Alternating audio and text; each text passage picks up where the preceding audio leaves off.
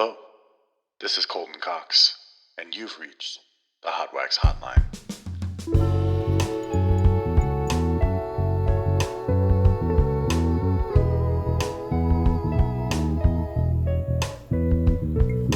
Hot Wax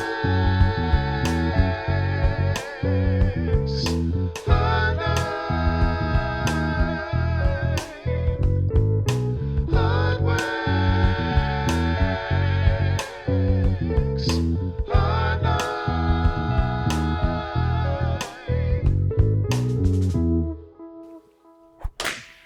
Hey, all you hip cats out there. Welcome back to the Hot Wax Hotline.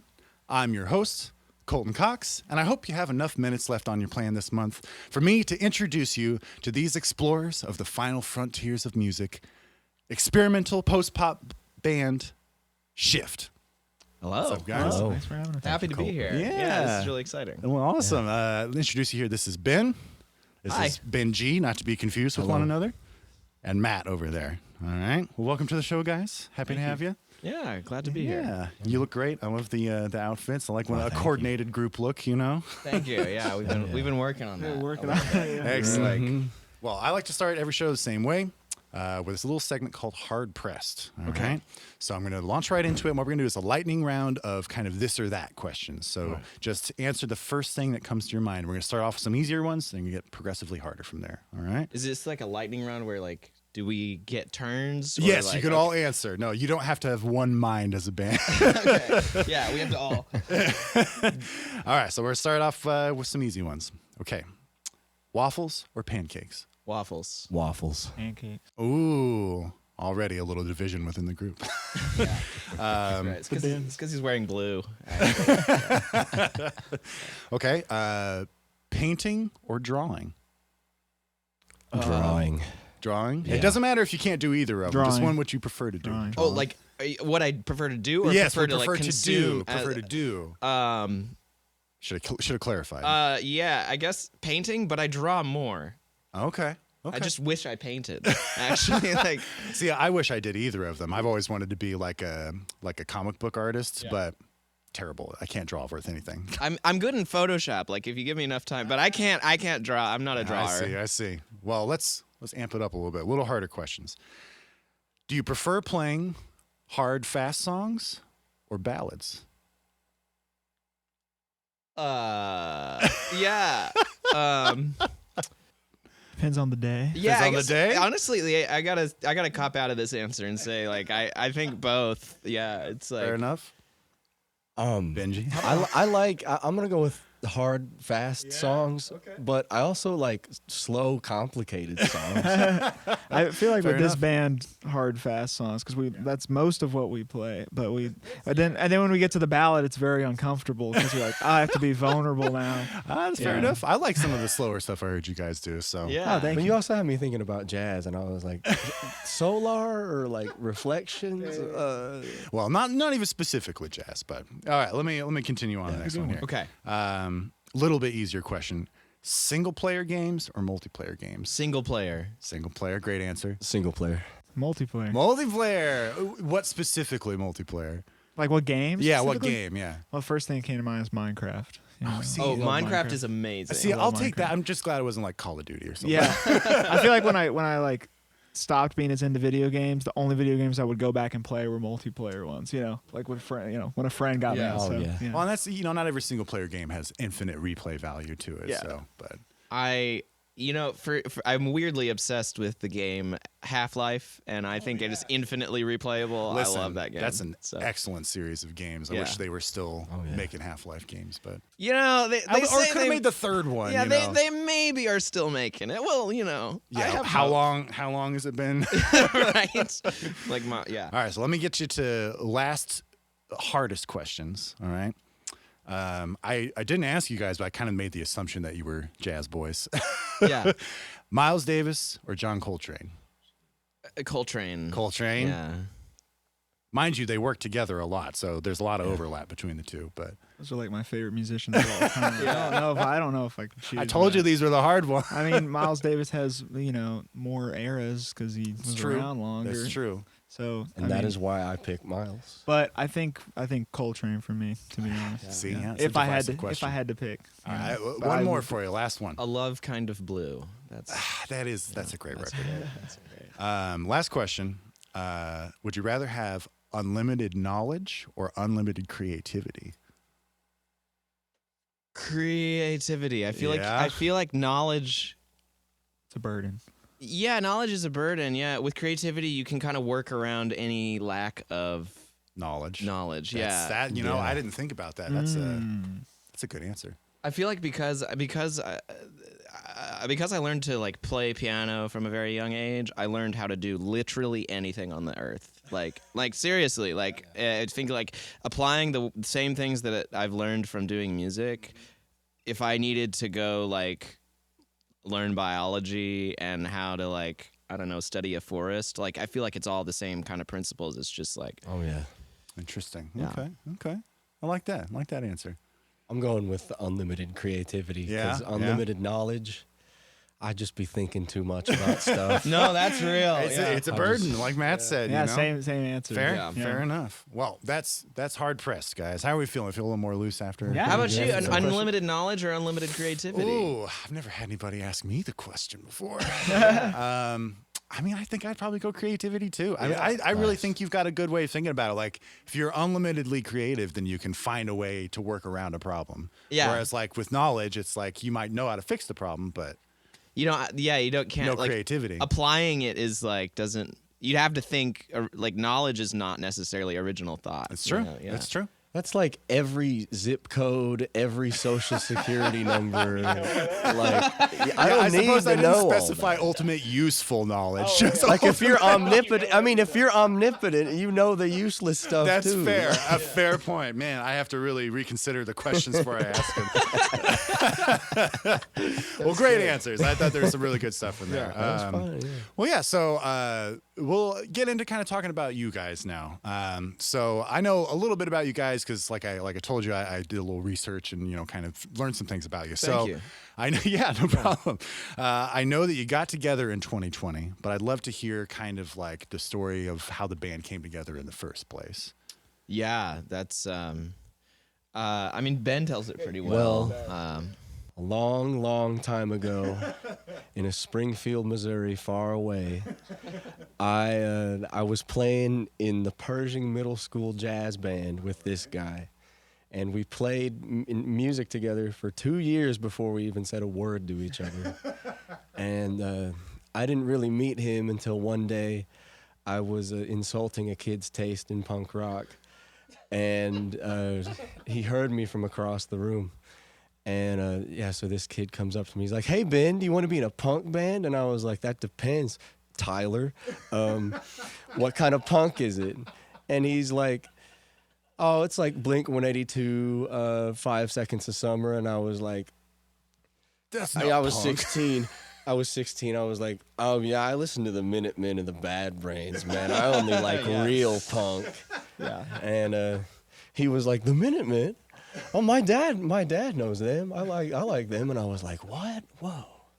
And but then after that, we had a little like jazz combo in high school, and I asked like the first chair drummer to be in it at the time, and he was like, "Let me check my schedule," and then he never got back to me. And I was like, "Hey, Matt, you want to be in this jazz group?" And we started just playing music together like every day. After school or during school, like we were in high school jazz band together. But then, after I graduated high school, I moved to Oklahoma City and to pursue a composition degree, and that's where I met Ben. Yeah, we both were in the same degree program. I was curious. I could kind of tell from your playing that, like I said, like I know you guys have some jazz flavor in there, but some people come to jazz through school. Some people just find it on their own. Mm-hmm. So is everybody music educated or? I actually am not in the I was super deep in the classical realm. Jazz is very new to me as of I moved to Kansas City in March really, I mean, to be with the band and to also like Welcome, by the way. learn jazz. Yeah, I love it here. So jazz is actually very new to me. But we were in the same program, and I saw Ben in the cafeteria listening to "In the Court of the Crimson King" by King Crimson. Excellent. And I was like, oh my God, someone else like listens to this who's my age and not my dad. And like, yeah, that's just like, it was just, we had, and I don't know, we went to New Mexico together. We just, yeah, we were friends since then. I'm glad your dad's had good music taste. Yeah. But the whole time I was hanging out with Ben, I was like, you gotta meet my friend Matt.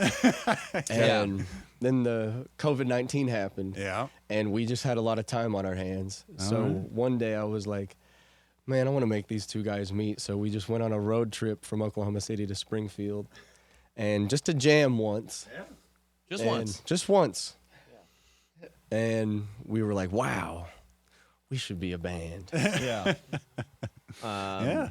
Yeah, originally we called it Shaft, but like this is no joke. Yeah, we called it Shaft, and then we were like, man, if we want people to take us seriously, because we kind of take this seriously, we should not be called. So this guy Shaft. just was like, we should just change it to. And I was, well, the Shaft thing was actually my idea, and they shot me down, and they literally, they was like, It's a little bit of bitterness still about it. Yeah, right.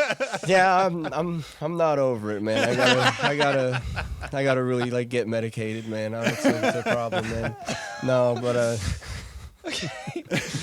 but anyway, they said you really want people to giggle every time they say our band name, and I was like, oh wait.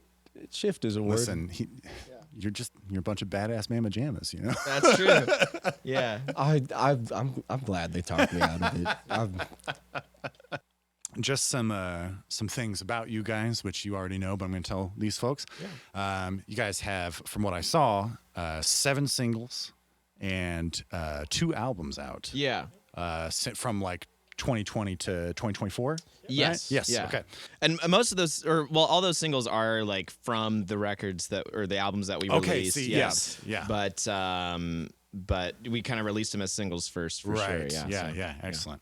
I wanted to ask kind of ahead of time the album artwork.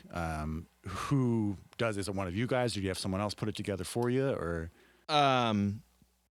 The first one we put together ourselves. Yeah. And then the second one was painted by a woman in Oklahoma City named Roxanne Murphy. Incredible artist. Yes. Roxanne Murphy. Yes. Honestly, like she did the artwork for Jagged and Bold, but anyone listening should go check her out. Yep. Like Yes, some of the absolutely. coolest, most original art that I've seen. Yeah. And, I discovered her because I was at Factory Obscura, this public art installation in Oklahoma City, and she had a painting of Bigfoot that was stylized like the album cover. Oh, okay, And, yeah.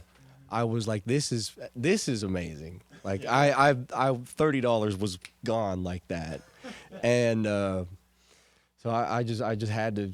We had to have her. Absolutely. Yeah, I had to have her do the album. Yeah, I always like to bring up album artwork because I feel like it's often an unsung hero for musicians. yeah. Totally. Actually, we're about to start selling CDs, and you'll get some more pictures of the clock and some more artwork for Jagged and Bold. So definitely, like, really excited to put those out. We just, got more art associated with the music, which is just so exciting. So. Yes, yeah. Well, I kind of had just a question for myself because I'm kind of curious because you guys have a very, very unique, very like specific sound, right? Thank you. So what were kind of like inspirations for the kind of sound that you guys have? I'm sure it's very wildly varied because you guys cover a lot of musical territory, but I didn't know if there was one unifying artist or just like anything that kind of brought it together. Well, I'd say the ones we have in common are like, we kind of came together because we all really liked this record called Schlegenheim by Black Midi, which was released. Oh, okay, yeah. Yeah, that was Very- released in 2019. Yeah, and Ben got me turned on to that album. And I know like, quite a few people who are big Black Midi fans. I think they're kind of underground, influential band nowadays. Yeah, Oh, yeah. seriously big. And another group called Death Grips was very influential on us. Mm-hmm. Yeah. That makes a lot of sense now that I think about it. Okay, Yeah. yeah. But then we all actually kind of have a lot of different influences. I don't think we listen to the same music that much. No. I think these it's days. evident in the way you guys play too, and not in like a very wildly disparate parts, but just like I said, you cover a lot of different musical territory in what you do. So I can hear a lot of different influences in there. So yeah, and you mentioned you came from classical world. I feel like you can hear elements of that too. Sweet. Even when I was listening to you guys, I'm like, that piano player is doing some very classical sounding things right now. So yeah, great. so yeah, it comes through. Well, with that, I think I'm going to lead us into our second little game segment here. Okay. This is a new one. I try to throw some new ones in as often as I can. We're going to call this one Creole Lady Mondegreen. Okay. So, just to give some context, mondegreen is the word for misheard words that are parts of like phrases, usually song lyrics, right? And it comes from an American writer named Sylvia Wright, who, when she was a child, her mom would read the Scottish poem Bonnie Earl or Moray to her, and she misheard a line. It was a king passes away and they laid him upon the green is the actual line, but she heard it as and Lady Mondegreen, right? So that's what we're going to do. We're going to take some misheard lyrics. You're going to try and tell me what the song is by the incorrect lyrics. So I'm going to give you a little bit of a clue if you can. I'm just going to say it first, and then if you can't figure it out from just me saying it, I'll sing the melody for you. Okay. Perfect. You ready? Yeah. Okay. What if it's one of our own songs? It's not. Could you imagine? That's great. I'm gonna start with a little easier one here. At least I think it's easier. Yeah. Excuse me while I kiss this guy. Oh, Purple Haze. Yeah. man. That's, yeah. All right. There's a bathroom on the right. And if you can't figure it out, remember, you can ask me to sing it for you. There's a bathroom on the right. I got Purple Haze in my head. It's such a great song. It's not Purple Haze. Yeah. All of these are Purple Haze. They're all from. Could you sing it? I Yeah, sure can. yeah. There's a bathroom on the right. You got it? No? I live under a very specific rock, man. It's Bad Moon by Creedence Clearwater. There's a bad moon on the right. Oh, Okay. that's hilarious. Yeah, I definitely know that song. Bathroom on the right. Oh, this is another one of my favorites. I'll never leave your pizza burning. That's Rolling Stones. That Yes, Beast it of is. Burden, Yes, man. Yeah, yes. yeah. Good. I'll never leave your Yeah. pizza burning. All right, I got a couple more here for you. All right. I think you'll get this one. I hope you will. It's a long way to the shop if you want a sausage roll. It's a long way to the top if you want to rock and Yes, roll. that's man. precisely what it is. Has anyone ever misheard it as that? I hope not, but man, if they did, well, I want to hear that version of that song. Okay, I got one more. This is outside of the genre of rock music, so I hope you can still get it.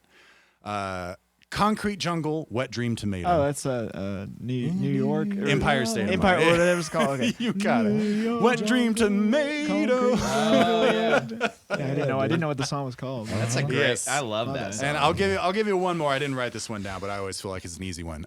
Hold Me Closer, Tony Danza. Oh yeah. Hold me closer, tiny dancer. Yes, yeah. So there you go. Creole Lady Mondegreen. Yeah. I feel like Ben won. Yeah. Yeah. Yeah, I found some really some of them were just painfully obvious and other ones were just like, did you really hear it that way? Yeah. Yeah. Yeah. It's a long way to the shop if you want a sausage roll. So yeah, let me ask you, we'll go a little bit deeper into the music itself now at this point, right? Yay.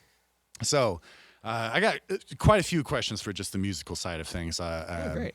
I wanted to ask first about production for you guys' record, because I feel like you got a really, really nice production, especially for, I keep forgetting the second part, Jagged and Bold. Bold, Yeah. Jagged and Bold. I love the production on that.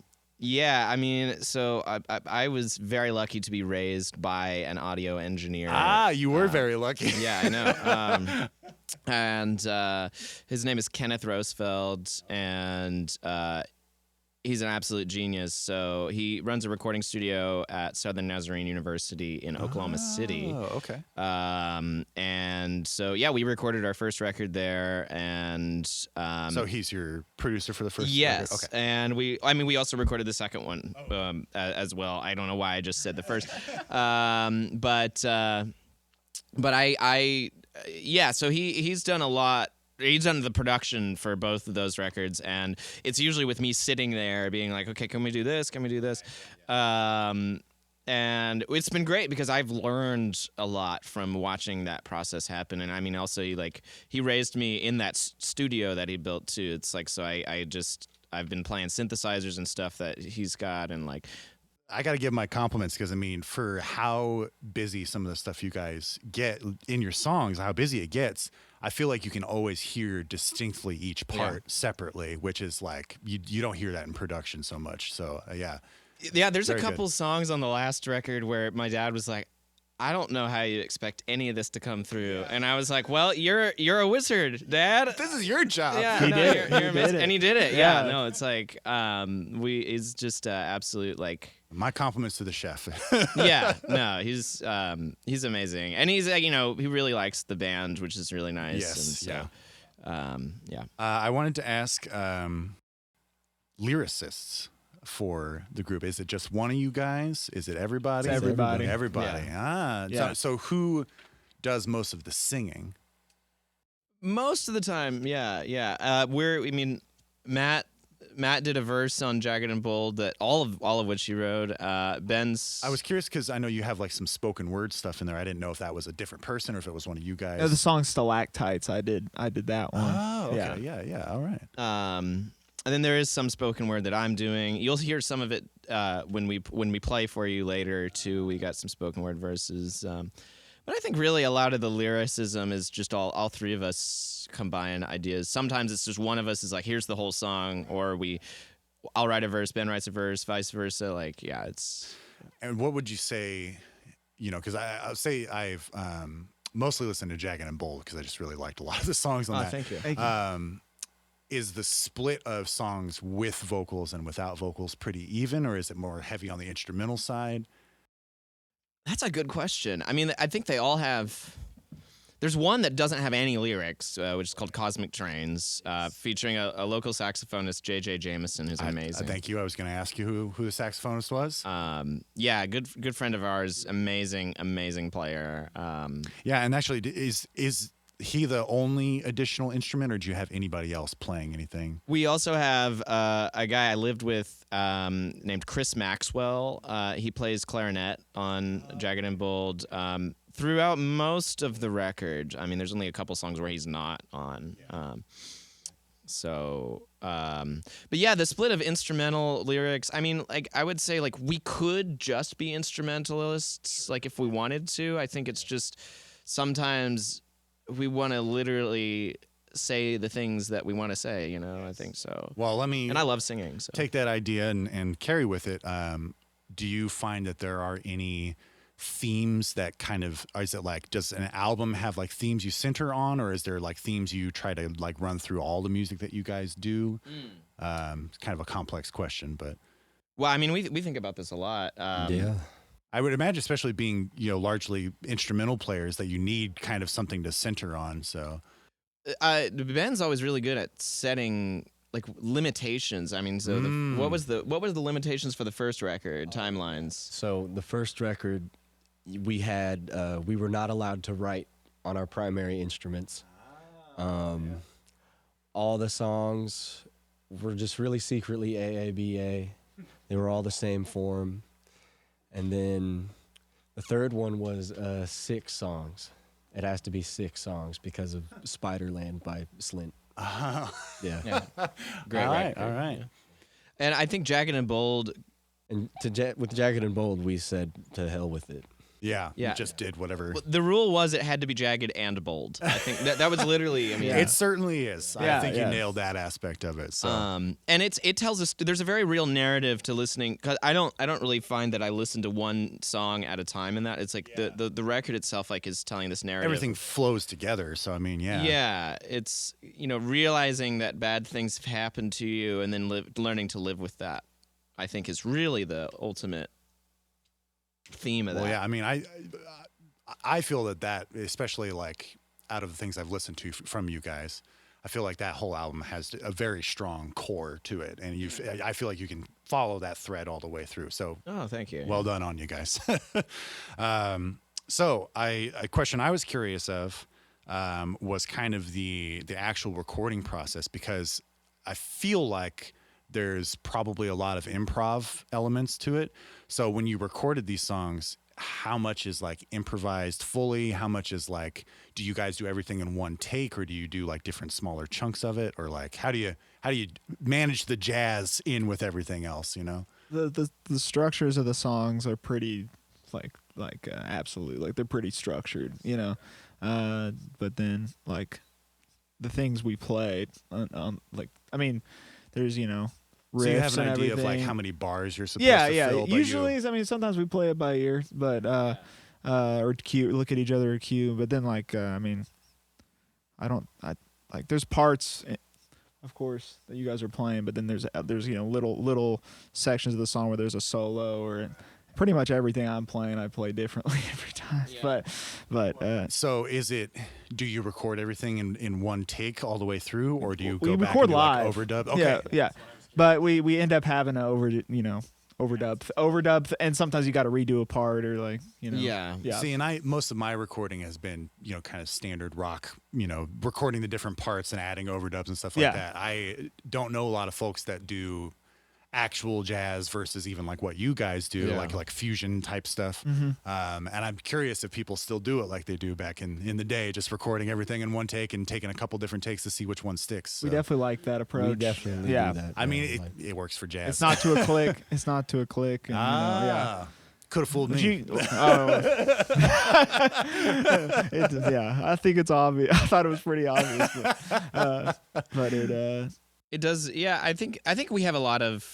We have a couple moments, where we did like pretty much the whole song in one take, but especially on the last record, there was just like, we're only 3 players, and there's sometimes like 8 things going on, and so it's just like, okay, we got one take of that song. All right, now let's add the piano, and we're gonna go through the whole song again just with piano, and just so.